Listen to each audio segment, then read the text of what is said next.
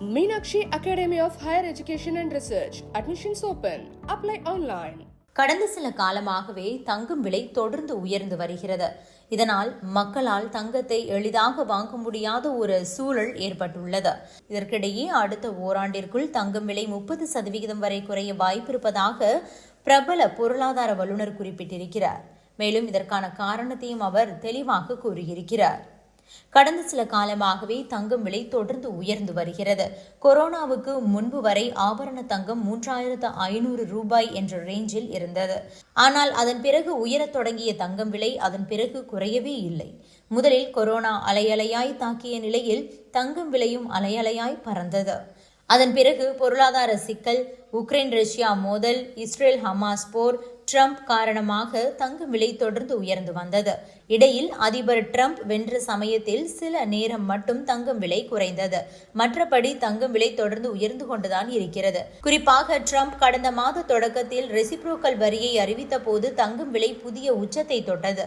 தொடர்ந்து கடந்த 2 வாரங்களாக தங்கம் விலை கொஞ்சம் சீராக்கினாலும் பெரிய அளவில் குறையவில்லை. கடந்த மே 24ஆம் தேதி ஆபரண தங்கம் கிராமுக்கு 50 ரூபாய் உயர்ந்து 8990 ரூபாய்க்கு விற்பனை செய்யப்பட்டது. நேற்று ஞாயிற்றுக்கிழமை என்பதால் தங்கம் விலையில் எந்த ஒரு மாற்றமும் இல்லாமல் தொடர்ந்தது. இது தொடர்பாக பொருளாதார வல்லுநர் ராஜேஷ் தன்னுடைய ட்விட்டர் பக்கத்தில் என்ன சொல்லி இருக்கிறார் என்றால், இப்படி தங்கம் விலை ஏறிக்கிட்டே போச்சுன்னா அதனுடைய லிக்விடிட்டி கண்டிப்பாக குறையும். ஏன்னா நிறைய பேர்னால அதை வாங்க முடியாது. டிமாண்ட் குறையும். லிக்விடிட்டி போச்சுன்னா சந்தையில் தங்கம் தேங்க ஆரம்பிச்சா சப்ளை அதிகமாகும். டிமாண்ட் குறைந்து சப்ளை அதிகமானா விலை குறையும். விலை குறையுதுன்னு இன்னும் நிறைய பேர் பயந்து போய் அதை விற்பாங்க. அதாவது பேனிக் செல்லிங், ப்ராஃபிட் புக்கிங் ஆகும். அப்போது இன்னமும் கூட விலை குறையும். அடுத்த ஒரு வருஷத்துக்குள்ள தோராயமா 30% வரைக்கும் விலை குறைய வாய்ப்பு இருக்குன்னு நான் நினைக்கிறேன்.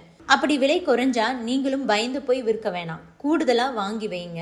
இதைத்தான் நான் சொல்ல வந்தேன் அப்படின்னு தெரிவிச்சிருக்காரு. அதாவது தங்கம் விலை தாறுமாறா உயர்ந்தா மக்களால் அதை வாங்க முடியாது. இதனால் அதை எளிதாக விற்கக்கூடிய வாய்ப்பு குறையும். இதனால் டிமாண்ட் குறைந்து சப்ளையும் குறையும் என்றும், இதனால் தங்கம் விலை குறையும்னு பதிவிட்டிருக்காரு. இப்படி அடுத்த ஓராண்டுக்குள் தங்கம் விலை 30% வரை குறைய வாய்ப்பு இருக்கிறதா அவர் தெரிவிச்சிருக்காரு. தற்போது 1 கிராம் 24 கேரட் தங்கம்னு எடுத்துக்கிட்டோம்னா 9800 ரூபாய் என்ற அளவில் இருக்கு. இதனாலேயே சாமானிய மக்கள் பலரும் தங்கத்தை வாங்குறதே ஒத்தி வச்சிருக்காங்க. விலை கொஞ்சம் குறைஞ்சா வாங்கலாம் அப்படின்னு பலரும் யோசனையில் இருக்காங்க. ஆனாலும் கூட தற்போது வரக்கூடிய செய்திகள் எல்லாம் தங்கம் விலை குறையும்னு கனவு கூட காணக்கூடாதுங்கிற மாதிரி தான் இருக்கு. சர்வதேச சந்தையில ஒரு அவுன்ஸ் தங்கத்தின் விலை $3300 மேல இருக்கு. ஆனா நடுத்தர கால அளவுல தங்கத்தின் விலை $4000 முதல் $5000 வரை உயரக்கூடும். 2030ஆம் ஆண்டுக்குள்ள ஒரு அவுன்ஸ் தங்கத்தின் விலை $8900 எட்டும். பணவீக்கம் அதிகரிப்பு, உலகளாவிய பொருளாதார நிச்சயமற்ற தன்மை போன்ற காரணங்களால தங்கத்தின் விலை உயரக்கூடும்னு அறிக்கைகள் சொல்லுது. கோல்ட்வி ட்ரஸ்ட் ரிப்போர்ட் 2025 அந்த ரிப்போர்ட்ல என்ன சொல்லப்பட்டிருக்குன்னா, 4800 முதல் $8900 வரையிலான கணிப்பு பாதை. அடுத்த 5 ஆண்டுகள் பணவீக்கம் எவ்வளவு அதிகமாக இருக்கும் அப்படிங்கிறது அதை பொறுத்து சொல்லியிருக்காங்க. அடுத்ததா கல்ஃப் நியூஸ் வெளியிட்டிருக்கிற அறிக்கையில, பாதுகாப்பான புகலிட சொத்துகளுக்கான தேவை குறைந்து இந்த ஆண்டு அமெரிக்க பெடரல் வங்கியுடைய வட்டி குறைப்புகள் குறைவாக இருக்கும்னு கணிக்கப்பட்டிருந்தாலும் கூட பல்வேறு காரணங்களால தங்கத்தின் விலை அதிகரிக்கும்னு எதிர்பார்க்கப்படுறதா சொல்லியிருக்காங்க. ஜேபி மார்கன் நிறுவனம் அண்மையில என்ன சொல்லியிருந்தாங்கன்னா, 2029ஆம் ஆண்டுக்குள்ள தங்கத்தின் விலை அவுன்ஸ் ஒன்றுக்கு $6000 எட்டும்னு கணிச்சிருக்காங்க. இது 80% அதிகரிப்பை குறிக்குது. இது தங்கத்துக்கான நம்பிக்கையான கணிப்புகளை வலுப்படுத்துது.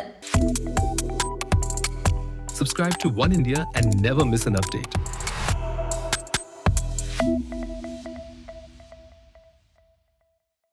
Meenakshi Academy of Higher Education and Research. Admissions open. Apply online.